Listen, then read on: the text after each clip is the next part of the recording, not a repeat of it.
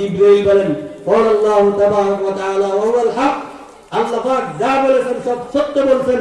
আল্লাহ পাক যত মহান, তার কালামের ওজন তত বেশি। এই কালামুল্লাহকে আল্লাহ পাক জিবরাইলের সিনার মধ্যে দান করেছেন। জিবরাইলের সিনা থেকে সেটা লৌহে মাহফুজের মধ্যে, লৌহে মাহফুজ থেকে দুনিয়ার মধ্যে আল্লাহ পাক যাদের কাছে অবতীর্ণ করেছেন। সাইয়্যিদুনা হযরত সমস্ত আম্বিয়াদের সর্দার, সাইয়্যিদুল আউওয়ালিন ওয়াল আখিরিন, আকায়ে নামদার, তাজদার মদিনা, মাহবুব কিবরিয়া, আহমদ মুজতবা, মুহাম্মদ মুস্তাফা সাল্লাল্লাহু আলাইহি ওয়াসাল্লাম, এর হাবিব সাল্লাল্লাহু আলাইহি ওয়াসাল্লামের উপর আল্লাহ পাক কোরআন নাযিল করেছেন।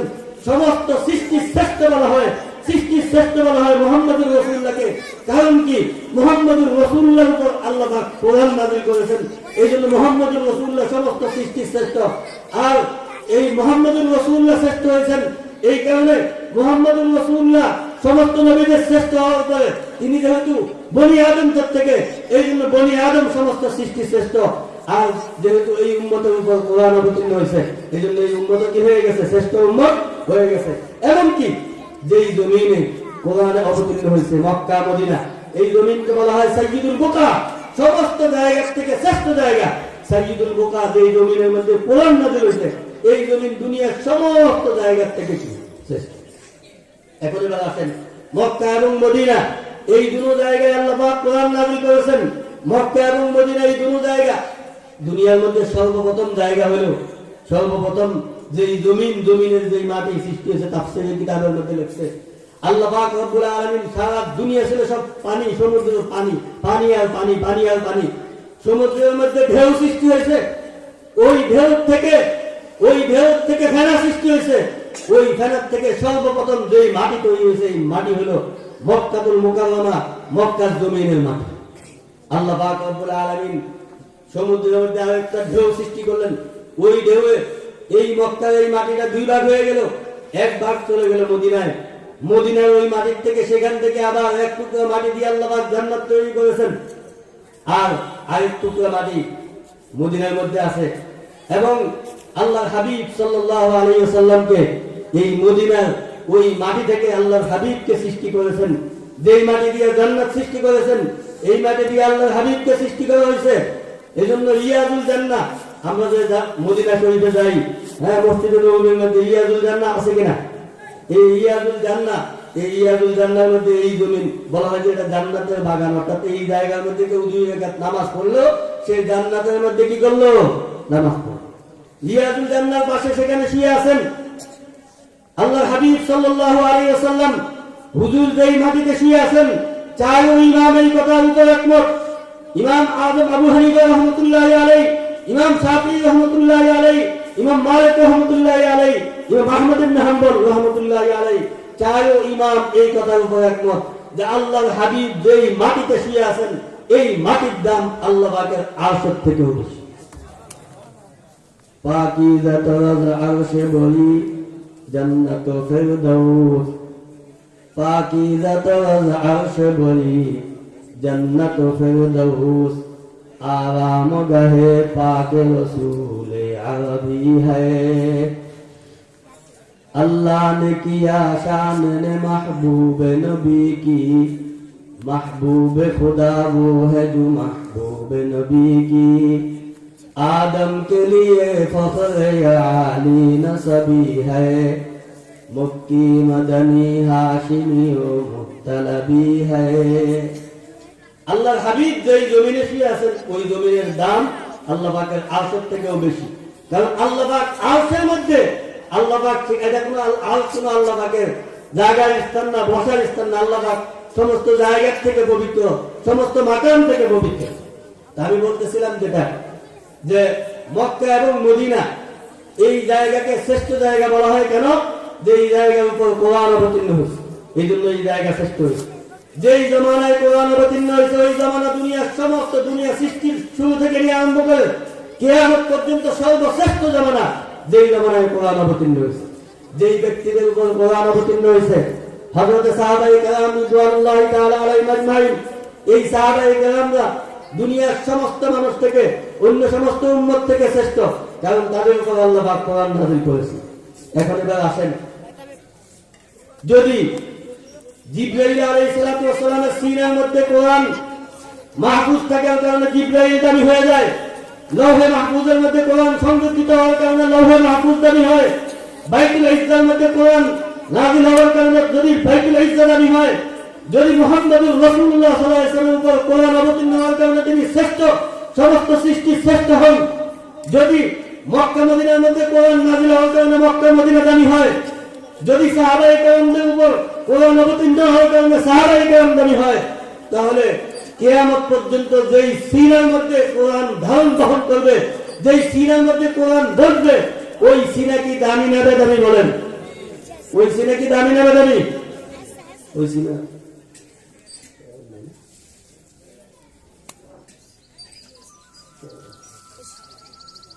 যেই সিনার মধ্যে কোরআন বসবে ওই সিনাও কি দামি। তাহলে আজকে যে এই এলাকার মধ্যে এখানে যে হাফেজে কোরআন হইতেছে, হাফেজে কোরআনের যার সিনার মধ্যে কোরআন আছে, কাজে এই হাফেজে কোরআনের সিনার মধ্যে কোরআন ঢুকানো আছে, 30 টাকা কোরআন। হাদিস শরীফের মধ্যে আছে ইকরা বিসাহিবিল কোরআন ইকরা ওয়ারতাকি, তাকে বলা হইল যে তুমি ইকরা, তুমি পড়তে থাকো আর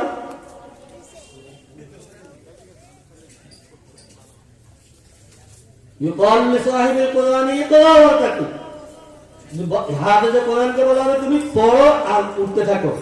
কোরআন শরীফের মধ্যে যতগুলি আয়াত আছে এক আয়াত করে পড়তে থাকবে আর উঠতে থাকবে উঠতে থাকবে। কোরআনের মধ্যে যদি 6666 আয়াত থাকে তাহলে যেই ব্যক্তি হাফেজে কোরআন আল্লাহ পাক তাকে 6666 তালা বিশিষ্ট জান্নাত দান করবে। এটা তো এটা হলো শুধু এতটুকু না, কারণ হলো বুখারীর বর্ণনা আছে, বুখারীতে আজকে এই হাদিসটা আমি বুখারী শরীফের মধ্যে তালেব ইলমদেরকে নিয়ে পড়ানো হয়েছে যে সর্বশেষ যে ব্যক্তিকে জান্নাত দেওয়া হবে, সর্বশেষ যে ব্যক্তিকে জান্নাত দেওয়া হবে তাকে, হাদিস লম্বা, আমি ওই লম্বা দিকে আলোচনা অন্যদিকে চলে দেবো, যে তাকে বলা হবে যে তোমার মনের মধ্যে যা আরজি আছে তুমি চাইতে থাকো।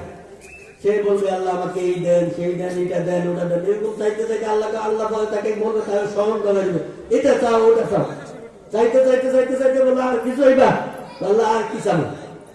আল্লাহ বলবেন যে তুমি যা চাইছো, হযরত আবু হুরায়রার বর্ণনা মতে, আবু হুরায়রা রাদিয়াল্লাহু তাআলার বর্ণনা মতে, যে তুমি যা চাইছো এর থেকে আরো সমপরিমাণ তোমাকে আরো দেওয়া হবে।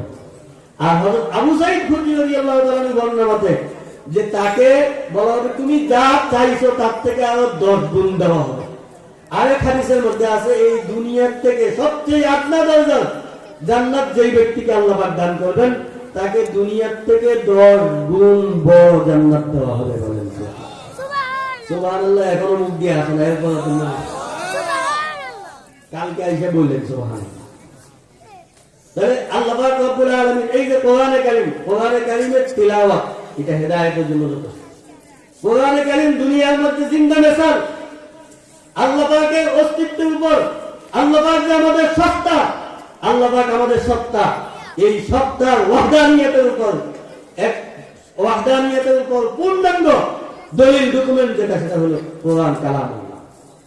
একটা ঘটনা মনে পড়ে, ইরানের এক বাদশাহ, তিনি একবার সমুদ্র পথে ভ্রমণ করতে বের হয়েছেন। সমুদ্র পথে ভ্রমণ করতে বের হয়েছেন, তখন তার ওই সমুদ্রের মধ্যে যারা ডুবুই আছে, ডুবুইয়া হঠাৎ করে একটা ডুব দিয়ে একটা মণিমুক্তা আনার পরে এই মুক্তা এটা দেখে তিনি, এত সুন্দর মুক্তা, তার মুখ থেকে হঠাৎ করে একটা কবিতা বের হয়ে গেল। ওই কবিতা হলো দুলবে আবলাক কাছে কম দিদা মওজুদ, দুলবে আবলাক কাছে কম দিদা মওজুদ। এর অর্থ হলো দুলবে আবলাক, সাদা কালো মিশ্রিত মণিমুক্তা। এটা খুব কম মানুষই দেখছে। এখন আমরা যারা মাদ্রাসায় পড়ছি অথবা মোটামুটি ভাবে আমরা জানি যে 2টা অংশ ছাড়া একটা শের কি হয় না, পূর্ণ হয়। একটা শেরের মধ্যে 2টা অংশ থাকে, এক অংশ তো বললাম, দ্বিতীয় অংশ কি বললাম, উনি অনেক চিন্তা করলো কিন্তু দ্বিতীয় অংশ তার মাথায় আসে। তখন তিনি ভ্রমণ শেষে ইরান থেকে যে দেশ রাজ্যের মধ্যে ঘোষণা করে দিল যে যদি কেউ এই কবিতার দ্বিতীয় অংশ যদি কেউ বানাইতে পারে তাহলে তাকে বিশাল আকারে একটা পুরস্কার দেওয়া হবে। ইরানের সমস্ত কবিরা তারা সবাই এর মানে অর্থাৎ সাদা কালো মিশ্রিত মণিমুক্তা, এটা খুব কম মানুষই দেখছে। এটার সাথে আর কি মিলে, কোনো কিছু মিলানোর মতো তারা কেউই কিছু করতে পারতেছে না। এই সংবাদ ইরান থেকে বের হয়ে, এই সংবাদ ইরান রাজ্য ছেড়ে হিন্দুস্তানের মধ্যে সংবাদ এসে পড়ে। হিন্দুস্তানের বাদশার এক মেয়ে ছিল কবি। হিন্দুস্তানের বাদশার যে মেয়ে কবি ছিল, সে ওই যে ড্রেসিং টেবিলের মধ্যে সাজানা মেয়েরা সাজতে গেছে, চোখের মধ্যে সুরমা লাগাইছে। চোখের মধ্যে সুরমা লাগানোর পরে ওই সুরমা যখন লাগাইছে হঠাৎ করে চোখের মধ্যে এরকম পানি জন্মায় পানি এক ফোঁটা নিচে পড়ে। এক ফোঁটা পানি পড়ার পরে সে এটাকে দ্বিতীয় অংশ বানায় গেছে, মগর ইশকে বুতানে সুরমা আলু। যে ওই আগে অংশ ছিল দুলে আবলত কাছে কম দিদা মৌজুদ, মগর ইশকে বুতানে আসু আলু।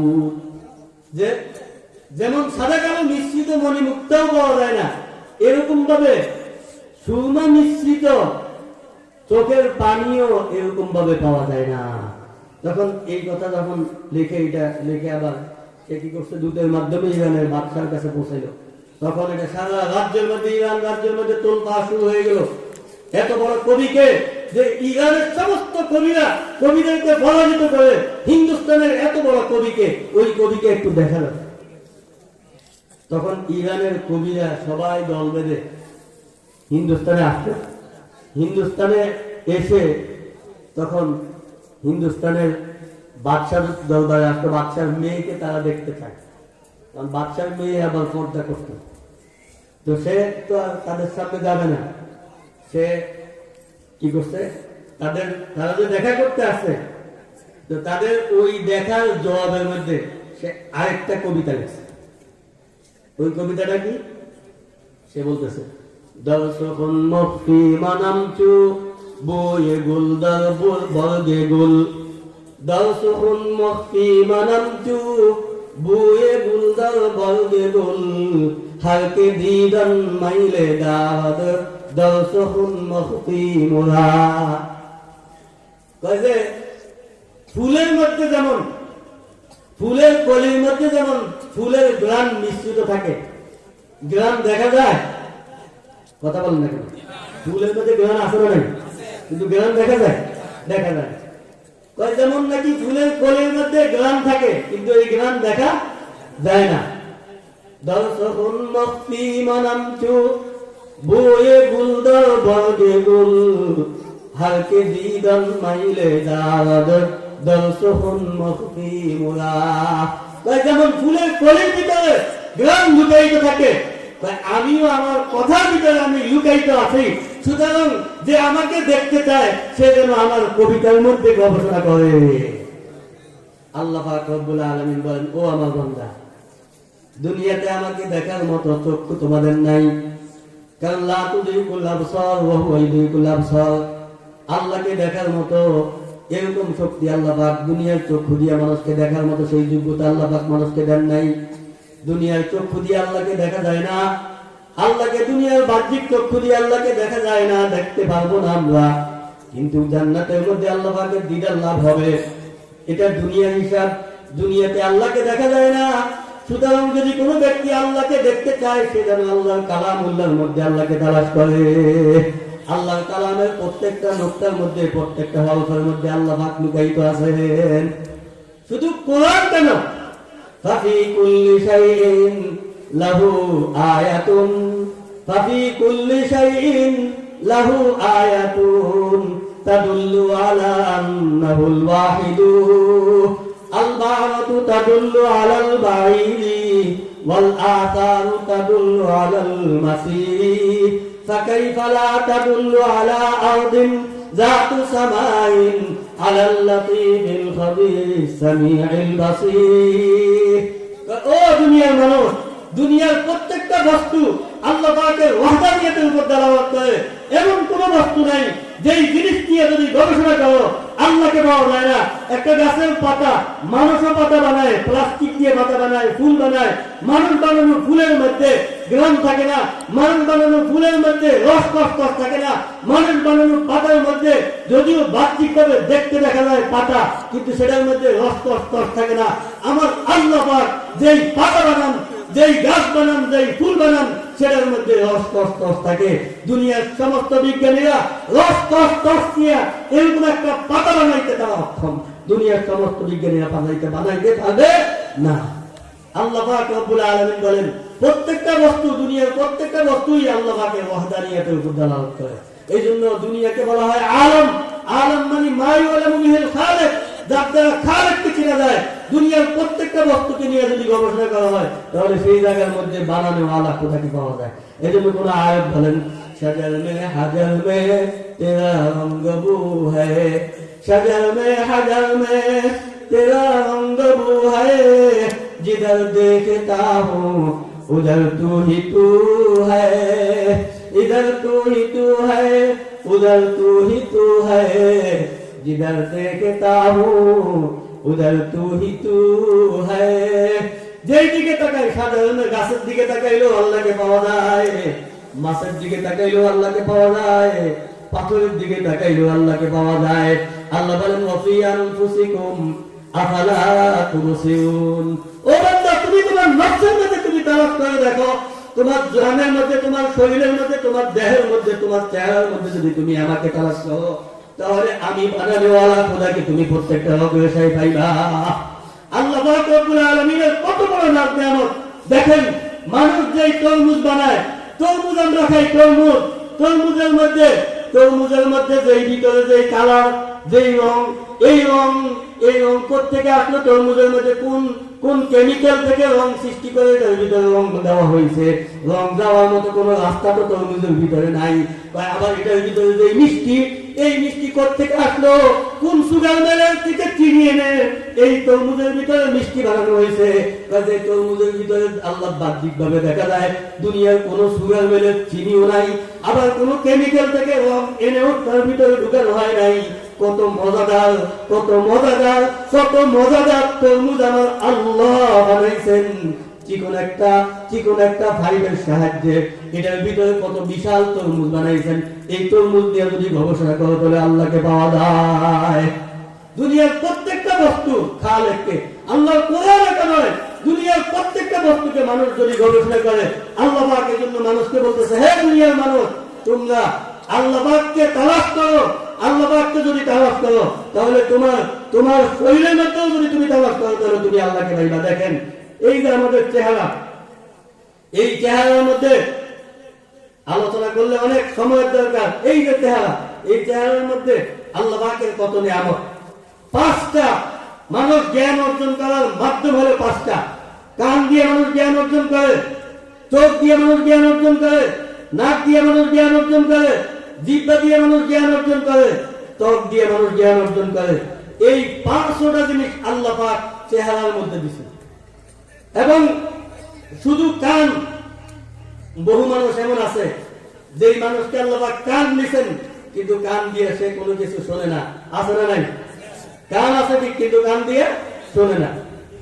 চোখ আছে, দেখতে দেখা যায়, তাকায় রয়েছে, তার চোখের মধ্যে লাইট নেই, চোখ দিয়ে দেখে না। নাক আছে, নাক দিয়ে গ্রান নেয় না, গ্রান নিতে পারে না। সর্দি হয়ে গেলে, সর্দি যখন নাজলা হয়, সর্দি আছে, তখন আমাদের নাক কি করে না, কাজ করে না। তো মানুষের জ্বর হইলে যা খায় সব কিছু কি লাগে, তিতা লাগে, ভয় কি হয় না? আবার ঠিক তেমনি ভাবে এরকম এই যে ত্বক, সারা শরীরের যত অঙ্গ প্রত্যঙ্গ আছে, সমস্ত অঙ্গ প্রত্যঙ্গের মধ্যে চেহারার যে চামড়া, এই চামড়ার মধ্যে সবচেয়ে বেশি সেন্সিটিভ। এটার মধ্যে এটা এখানের মধ্যে যদি একবার ছোট জানলার থেকে জানলা কোনো কিছু এখানের মধ্যে একটু হাঁটাচলা করে সেটা দিশ পায়। মানুষের শরীরের মধ্যে সবচাইতে এরকম ছিদ্র, যেই ছিদ্রগুলি খোলা সহজভাবে, সেখানের মধ্যে ইচ্ছা করলে পোকামাকড় ঢুকতে পারত। ও দোস্ত আহবাব, রাত্রেবেলা যখন আমরা ঘুমিয়ে থাকি, ঘরের দরজা বন্ধ, জানালা বন্ধ, এরকম ভাবে ভাবতে দিবানো। রাত্রে যখন ঘুমিয়ে থাকি তখন এরকম ভাবে আমার চতুর্দিক দিয়া পিঁপড়া ঘুরে, মশা মাছি ঘুরে, আমার চোখে আমার কানে ছিদ্র আছে, আমার নাকে ছিদ্র আছে, আমার এরকম আরো কত ছিদ্র আছে। এক কাজে আমি যখন ঘুমিয়ে থাকি সারাদিন রব্বুল আলামিনের সকাল থেকে সন্ধ্যা পর্যন্ত, রাত্রে ঘুমানোর পর্যন্ত সারাদিনে তুমি একটা নেককারও করো নাই, সারাদিন রবের নাফরমানি করেছো, গান গাইছো, এরকম ভাবে নর্তকী, এরকম বেহায়াপনা, নির্লজ্জপনা, যত প্রকার আকাম কুকাম আছে সবকিছু করলা, সারাদিন আল্লাহ পাকের নাফরমানি করলা, নামাজ পড়লা না। সবকিছু করিও যখন তুমি রাত্রের বেলা যখন ঘুমাও, ঘুমানোর পর রাত্রে তোমার দরজা বন্ধ, জানালা বন্ধ, লাইট নিভাইয়া দিলা, তোমার নাকের ছিদ্র আছে, কানের ছিদ্র আছে, এই নাকের ছিদ্র আর কানের ছিদ্রের মধ্যে আশেপাশে দিয়ে পোকামাকড় ঘুরে, কিন্তু একটা পিপিলিকাও তো তোমার নাকের ছিদ্র দিয়ে ঢুকে নাই। আল্লাহ বলেন, ও আমার বান্দা, তুমি কি একবারও চিন্তা করেছো তোমার এই নাকের ছিদ্র কানের ছিদ্র দিয়ে পোকামাকড় কেন ঢুকলো না? তুমি যদিও আমার থেকে বেখবর, আমি তোমার থেকে বেখবর নয়। তোমার নাকের ছিদ্রের মধ্যে কানের ছিদ্রের মধ্যে আমি রব্বে কারীম পাহারাদার বসাইয়া দিয়ে তোমাকে হেফাজত করেছি। সুবহানাল্লাহ। আল্লাহ পাক আমাদেরকে হেফাজত করেন কি করেন না? এই জন্য আল্লাহ পাকের ইহসান, আল্লাহ পাকের দয়া, আল্লাহ পাকের মেহেরবানি আমাদের উপর প্রতি মুহূর্ত, প্রতি সেকেন্ডে সেকেন্ডে, মুহূর্তে মুহূর্তে আছে। আল্লাহ পাক বলেন, ওয়া ফি আনফুসিকুম আফালা তুবসিরুন। তুমি তোমার সত্তার মধ্যে যদি আমাকে তালাশ করো, তাহলে তুমি আমি বানানো ওয়াল খোদাকে তুমি পাইবে।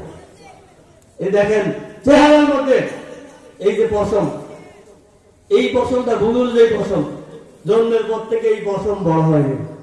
এই দিক দিয়ে পশম ছিল না, সেই পশম, এই যে চুল, এই চুল হয়েছে, আবার এটা প্রতিনিয়ত কি হইতেছে, বাড়তে আছে, বাড়তে আছে, বাড়তে আছে। একই ঘর থেকে, একই পাতিল থেকে খাবার গ্রহণ করলাম, একই পাতিল থেকে মাছ গোস্ত খাইলাম, এই জায়গা দিয়ে পশম বাড়ে না, আর এই জায়গা দিয়ে পশম কি বড় হয়। তাহলে এখানে কোন বানানোওয়ালা, কোন খালেক, কোন সস্তার কারিশমা এখানে মধ্যে লুকায়িত, তুমি কি একটু চিন্তা করে দেখছো? এরকম ভাবে আল্লাহ পাক রব্বুল আলামিন, এই যে একই ঘর থেকে আমার বোন, আমার বাপের কামাই, ঘরের মধ্যে পাতিল দিয়ে মা রান্না করেছেন, ওই রান্নার থেকে আমরা ভাই বোন দুজন খাইছি। বোনের চেহারার মধ্যে দাড়ি উঠে নাই, মুছ উঠে নাই, আর আমি আপনার চেহারার মধ্যে এরকম দাড়ি মুছকি গজে গেছে। তাহলে একই খাবারের মধ্যে কি যে, এই যে খাবারের মধ্যে যদি সেই গুণ থাকতো, তাহলে তো দুজন একরকম হইতো। তাহলে বোঝা গেল যে প্রত্যেকটা মানুষের রন্ধে রন্ধে, প্রতিটা মানুষের গোড়ায় গোড়ায়, প্রত্যেকটা মানুষ আল্লাহ পাকের প্রত্যেকটা সৃষ্টি, প্রত্যেকটা সৃষ্টির প্রত্যেকটা জায়গা জায়গার মধ্যে আল্লাহ পাকের কুদরত সব জায়গার মধ্যে নিহিত আছে। এই জন্য কিতাবের মধ্যে লেখছে যে যদি সাত জমিনের নিচে অথবা 7 সমুদ্রের নিচে বিশাল বড় এক সিন্ধুক থাকে, ওই